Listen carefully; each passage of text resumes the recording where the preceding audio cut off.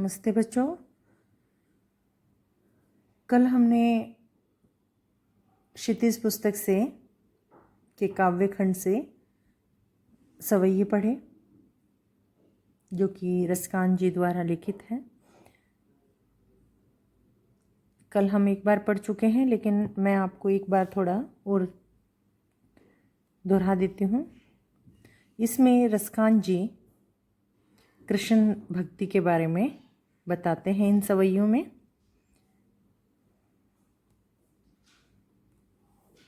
तो सबसे पहले है, मानुष हो तो वही रसखानी, बसो ब्रिज गोकुल गांव के गवारन।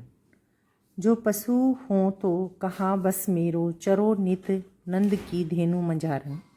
पाहन हो तो वही गिरी को, जो कियो हरि छत्र पुरंदर धारन। जो खग हो तो बसेरो करो, मिली कालिंदी कुल कदम की डारन। तो इसमें बताया गया है कि जो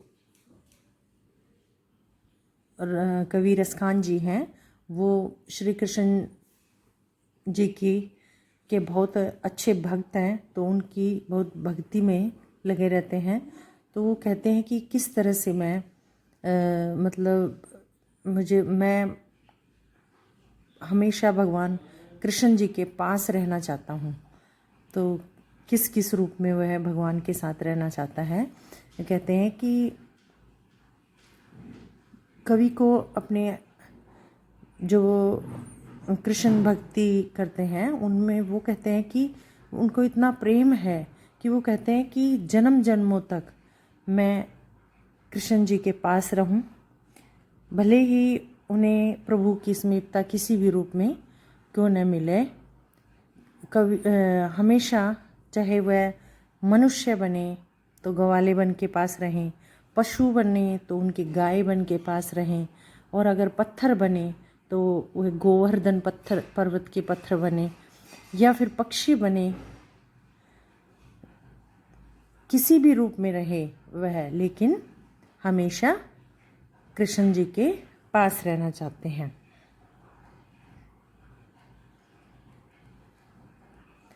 फिर है दूसरा सवैया है, या लकुटी अरु कामरिया, पर राजती हूँ पुर को तजी डारो। आठों सिद्धि नौ निधि के, सुख नंद की गाय चराए विसारो।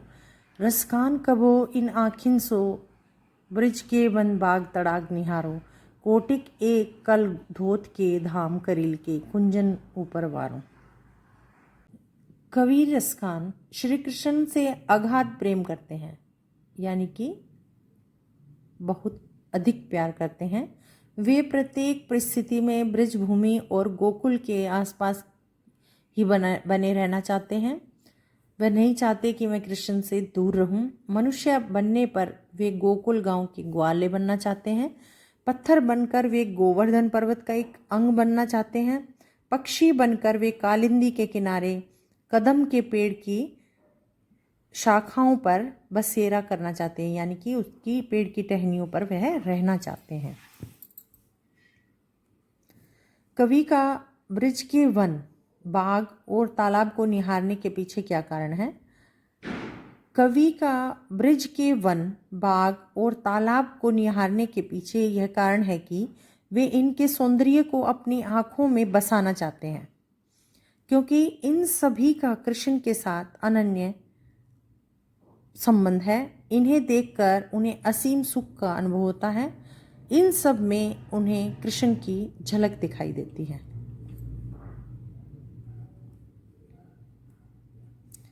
एक लकुटी और कामरिया पर कवि सब कुछ निछावर करने को तैयार है।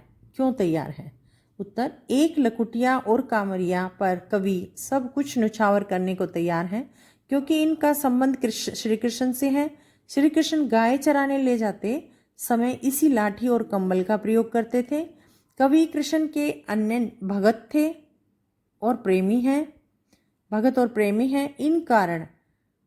इस कारण इन वस्तुओं के साथ उनका गहरा लगाव है। प्रश्न 4, सखी ने गोपी से कृष्ण का कैसा रूप धारण करने का आग्रह किया? पर अपने शब्दों में वर्णन कीजिए। उत्तर, सखी ने गोपी के से मोर पंखों से बना मुकुट, गले में गूंजों की माला, पीले वस्त्र आदि धारण करने के लिए कहा गया था। हाथ में लकुटी लेकर गायों और ग्वालों के साथ जंगल में गाय चराने का आग्रह किया था। अब है प्रश्न 5।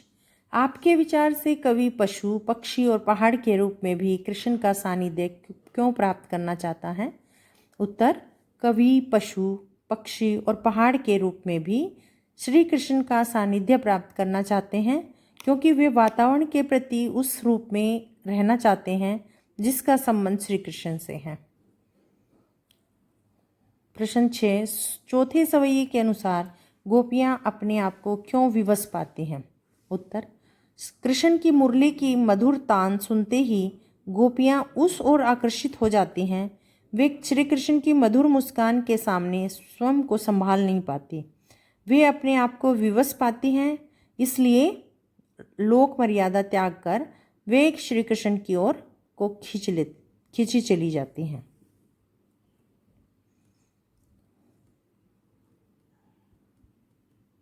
प्रश्न 7।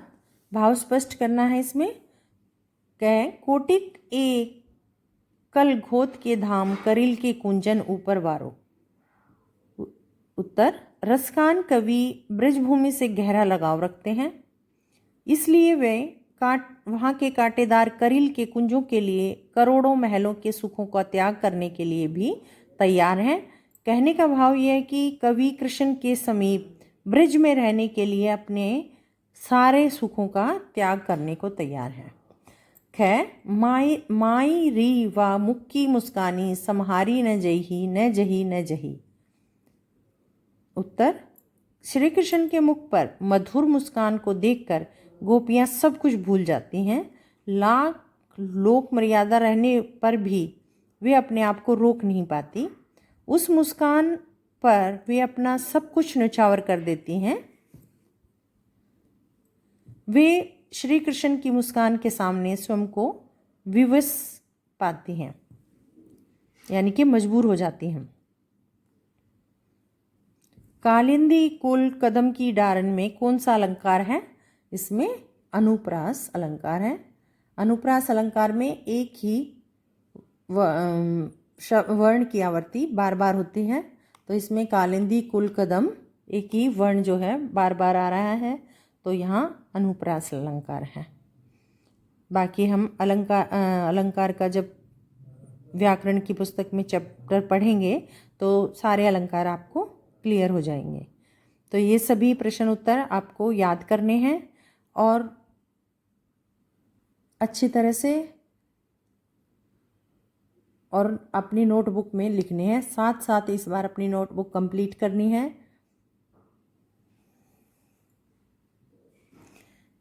इस पाठ में आए जो शब्दार्थ हैं उनको भी, जो मैं ये वीडियो भेजूंगी, इसमें जो शब्दार्थ हैं वो भी सारे आप एक जगह पर, सभी जो सवैये हैं उनके शब्दार्थ एक जगह पर लिखकर उनको अच्छी तरह से याद करेंगे, क्योंकि आप उनका जब सरलार्थ लिखेंगे तो आपको उनके सहायता से आप उनका सरलार्थ इजीली कर पाओगे। तो ये सारे शब्दार्थ आपको एक जगह लिखने हैं चारों सवैयों के।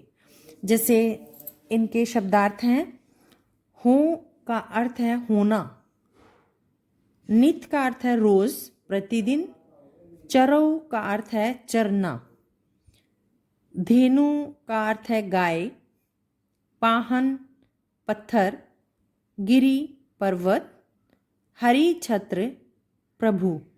प्रभु श्री कृष्ण जी के लिए के छाते के लिए प्रयोग किया गया है हरि छत्र। हरि का अर्थ है कृष्ण और छत्र का अर्थ है छाता। पुरंदर इंद्र, खग पक्षी, कालिंदी कुल, यमुना का किनारा। कुल का अर्थ है किनारा, कुल नहीं है ये, कुल का अर्थ है टोटल और कूल का अर्थ है किनारा। डारन डालियाँ। उसके बाद है लकुटी का अर्थ है लाठी, अरु और कामरिया कंबल। तिहूपुर तीनों लोग, पुर का अर्थ है लोग और तिहू तीनों, डारी डालना, गाय गाय, तड़ाग तालाब, कोटिक करोड़ों, कल धोत के धाम, सोने चांदी के महल, करील कांटेदार झाड़ियाँ, वारो न्योछावर करता हूँ। तो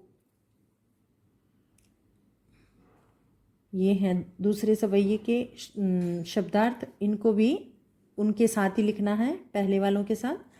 फिर है तीसरे सवैये, मोर पखा, मोर के पंख से निर्मित मुकुट, निर्मित बनाया हुआ, मोर के पंखों से बनाया हुआ मुकुट, ताज। राखियो रखूंगा या रखूंगी, गूंज विशेष मोती रूपी दाना, गरे गले, फिरोंगी घूमूंगी, भाव तो अच्छा लगना, स्वांग भेस बदलना, अदरान होठों पर और अधरा होठ। तो ये तीसरे सवैये के शब्दार्थ हैं।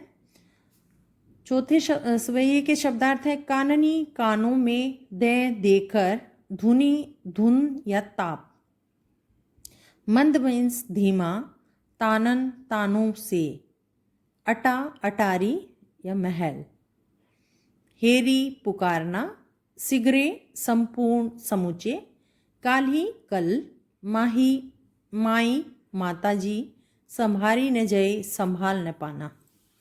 तो ये चारों जो सवैयों के शब्दार्थ हैं उन सबको सबसे पहले कॉपी में शब्दार्थ लिखना, उसके बाद आपको जो सवैये दिए गए हैं इनकी सप्रसंग व्याख्या लिखनी है, उसके बाद आपको प्रश्न उत्तर लिखने हैं।